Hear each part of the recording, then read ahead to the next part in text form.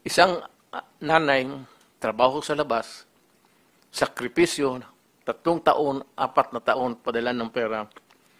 Pagdating dito, pag-uwi ulit to find out na yung mga anak niya, mga drug addict, sa droga, walang nakatapos at napurnada ang pawis niya. Yung Mr. Chair. humiga siya dyan sa sahig, dyan sa City Hall, nag-iyak. Humiga siya sa sahig, nag-iyak siya. Sabi niya, Mayor, paano ito? Sabi niya, gusto niya na ako ang magbigay ng relief ng grievance niya. May reklamo siya sa akin mismo dito sa Mayor. Hindi siya nagpunta ng pulis sa akin. Mr. Ganun Chair, sa probinsya diretso yan sa Mayor. Mayor, ganito ang nangyari. So, ganun ang mga istorya na kaya yan kung bakit ako talaga mainit at nakikinig ang Pilipinas ngayon. Kayong madurugista. Mainit talaga. Ayan yung mga police chief ko, dumaan yan sila. Koy, pati si Danao, pati si... Alam nila yan, mainit talaga ako sa droga. Mainit talaga ako sa droga. Kaya, mabutit na lang, wala na akong trabaho ngayon.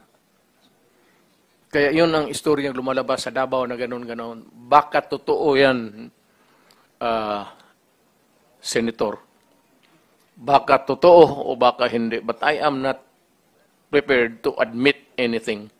Kung ano yung nagchichismis, alam mo, hindi machismis yan kung walang nangyari. May nangyari Mr. yan, Chair, please. na napapag-usapan yan. Kung ano man ang lumabas niyang istorya sa labas ng Davao, kung ano ang nangyari, anong ginawa ko, ipaubaya mo na lang sa ano. Hindi mo naman rin ako makulong kasi you have to produce witnesses and you have to go to trial. At hindi naman ako pwedeng gano'n na lang magpakulong. Pero basta sabi ko,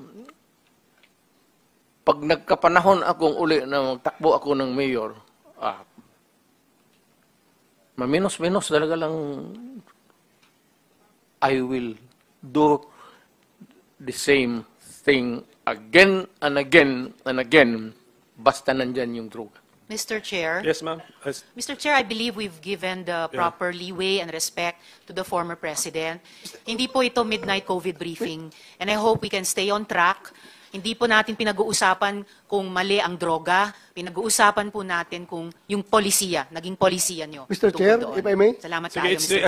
it's actually the turn of Senator Bato, and let's give him 10 minutes of uninterrupted time to ask questions. Sige, I just would like to remind our colleagues, Mr. Chair, if I may, that we invited the former president to listen to him.